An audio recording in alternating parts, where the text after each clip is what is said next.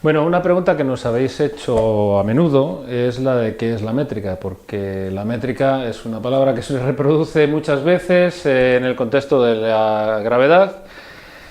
Los que sabéis un poco más sabéis que la métrica es lo que representa el campo gravitatorio, pero ¿qué es la métrica exactamente? En primera aproximación, la métrica es algo que nos sirve para medir lo que sea. Ese lo que sea, en el caso más sencillo, es distancias. Entonces estamos acostumbrados a medir distancias. Si estamos midiendo distancias en el plano, ponemos un par de ejes de coordenadas y si la distancia que queremos medir es la de esta recta, por ejemplo, de aquí a aquí, pues lo que hacemos es utilizar el teorema de Pitágoras, contar cuántas veces contiene este lado la unidad de distancia y entonces si esto lo llamamos incremento de x y esto lo llamamos incremento de y, pues la distancia entre estos dos puntos es incremento de L, pues sabemos por el teorema de Pitágoras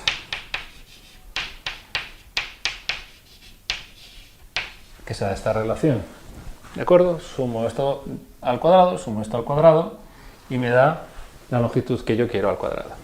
Esto parece que es un teorema, que es algo de matemáticas, que no tiene que ver con la física, pero la realidad es que esto es una cuestión experimental. De verdad, cuando yo hago esta operación y mido esto y esto, ¿me da esto? ¿Vale? De manera que el contenido de esta fórmula es realmente algo físico. La pregunta de si esta fórmula realmente es algo que pasa en la naturaleza es algo físico. Lo segundo que tenemos que hacer con esta fórmula es primero ver que cubre más situaciones de la que nos parece. ¿Qué pasa si la recta no está aquí? Está, por ejemplo, aquí. Yo quiero medir estos dos puntos, la distancia entre estos dos puntos, ¿vale? Ahora mi incremento de L es este. Bueno, esto va a ser mi incremento de y, esto va a ser mi incremento de x, y de nuevo tengo ángulos. Aquí un ángulo recto y tengo un triángulo rectángulo, le aplico el teorema de Pitágoras, Santas Pascuas. Vale. ¿Por qué quiero poner estos incrementos en vez de simplemente x e y que normalmente nos dicen? Bueno, la cuestión es que, de hecho, estos incrementos me gustaría que fuesen tan pequeños como yo pudiese. ¿Por qué? Pues porque quiero calcular longitudes no solo de cosas que son rectas, sino de cosas que son curvas. Vale, entonces, si yo quiero calcular la longitud de una curva, ¿qué es lo que puedo hacer? Bueno, pues lo que puedo hacer es dividirla en trozos tan pequeños que los puedo considerar rectos. Y en cada uno de estos me calculo el incremento de L con sus incrementos de x, incremento de y lo voy sumando y le aplico esta fórmula. ¿De acuerdo? Entonces, esta fórmula en la que estos incrementos son muy pequeñitos me sirve para calcular todo tipo de longitudes.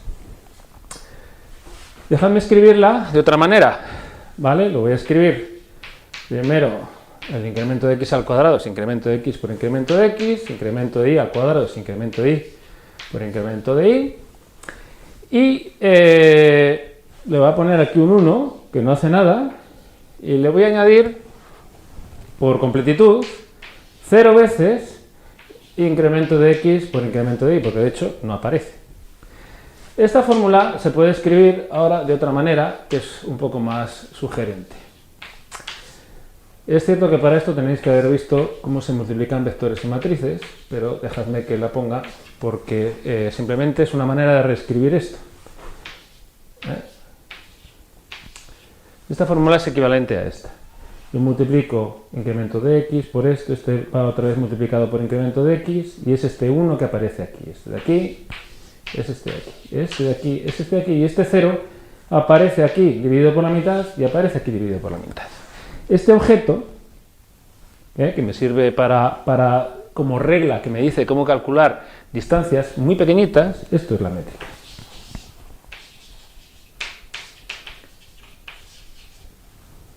¿Es la única que hay? No, va a haber más. Esta, en particular, se llama métrica euclídea. Porque toda la geometría euclídea se puede basar exactamente en esta métrica, en esta definición de teorema de Pitágoras. Todas las cosas que calculo utilizando esta regla corresponden a la geometría euclídea. Y si yo ahora la empiezo a cambiar, voy a empezar a obtener otras geometrías. ¿Cómo la puedo cambiar? Bueno, pues el cambio más simple que se me ocurre es cambiar este 1 por otro coeficiente diferente, a, que puede ser 2, que puede ser 3, que puede ser lo que nos dé la gana. Cambiarlo aquí es cambiarlo aquí. Y ahora, recordemos, cambiarlo aquí. Es una manera extraña de aplicar el teorema de Pitágoras, pero de nuevo puede ser que la realidad, la naturaleza nos diga esto. Ahora me diréis, pero es que esto es lo mismo que si cambio de escala, lo que estoy diciendo, por ejemplo, estoy midiendo incremento de x en centímetros, incremento de y en metros, y este a lo que hace es convertirme de centímetros a metros. Efectivamente, a veces cambiando simplemente la escala, puedo reconvertir este a en el 1 que tenía anteriormente. Lo mismo puedo hacer aquí, puedo cambiar también la escala, y no es un cambio interesante, pero todavía aguantad un poquito porque empezarán a pasar cosas más interesantes. La otra cosa que puedo hacer es poner aquí otro número. ¿Eso a qué corresponde? Si pongo número c, lo voy a dividir aquí, va a aparecer como c medios y como c medios. ¿Y a qué corresponde este? Pues esto corresponde no a cambiar la escala de esto, que era lo que correspondía al cambio a, no a cambiar la escala en la que mido esto, que es lo que la ve, sino a poner los ejes formando un ángulo. Si hago esto corresponde a poner esta c. Y entonces tengo una fórmula y tengo una métrica más general que cubre todos estos casos. De nuevo diréis, pero bueno, volviendo escogiendo un eje diferente y cambiando las unidades, voy a volver a tener 1, 1, 0, 0. Exactamente, eso es una de las cosas más importantes que hay, que es que siempre puedo hacer eso. Pero puedo hacer eso cuando todos mis ejes son rectos, cuando estoy midiendo este tipo de cosas. Pero la otra posibilidad que tengo es que mis ejes sean curvos. ¿Cómo pueden ser curvos? Pues porque estoy poniendo, por ejemplo, ejes en una esfera, o lo estoy intentando. Vale. Si tengo estos ejes curvos, desde luego para trocitos pequeños de curva, voy a tener una fórmula que me dice la relación entre incremento de L y incremento de I. En este trocito pequeño, yo siempre voy a poder volver a 1, 1, 0, 0. Pero resulta que el A, el B y el C que tengo en cada punto va a ser diferente. En general voy a tener que este coeficiente depende de en qué punto estoy, de manera que yo hago cambio de escala, rectifico mis ejes aquí cerca y puedo hacer que sea 1, 1, 0, 0, pero solo en un punto, en el siguiente ya no. Eso quiere decir que el espacio es curvo, de manera que la métrica puede ser localmente euclídea en un punto, pero no puedo hacer que lo sea en todas partes, y eso indica que el espacio es curvo. Esa es la manera que tiene la métrica de codificar la curvatura del espacio. El siguiente paso, que yo creo que lo vamos a dar otro día, es el de considerar realmente la métrica del espacio-tiempo. Porque esta es una métrica que solamente sirve para medir distancias en el plano, pero la distancia que realmente nos interesa en la relatividad especial es una distancia, entre comillas, que llamamos intervalo. Y que es un poco diferente. Nos sirve para medir la distancia, esa distancia entre comillas, que ahora vamos a llamar intervalo, entre sucesos, entre puntos, cosas que ocurren en el espacio-tiempo. Entonces, en vez de tener coordenadas x e y, lo que tengo es coordenadas x y t. Y quiero saber qué es lo que pasa cuando alguien se mueve y cuál es esa distancia entre dos puntos por los que pasa, por ejemplo. Vale.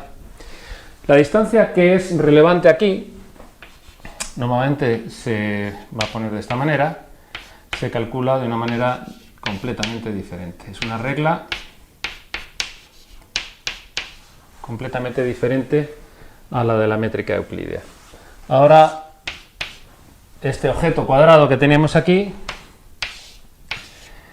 tiene esta forma característica, y esto va a ser la métrica de Lorentz y este es el espacio de Minkowski.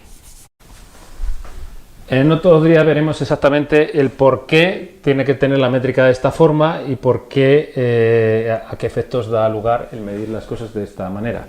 Si ahora cambiásemos de coordenadas, si yo cambio la escala de segundos con lo que mido el tiempo, realmente tendría que, he puesto aquí la velocidad de la luz, que me la he comido porque le he puesto con valor igual a 1, cosas de la costumbre, pero si lo pongo en las unidades en las que c no es 1, tengo aquí un c cuadrado, realmente.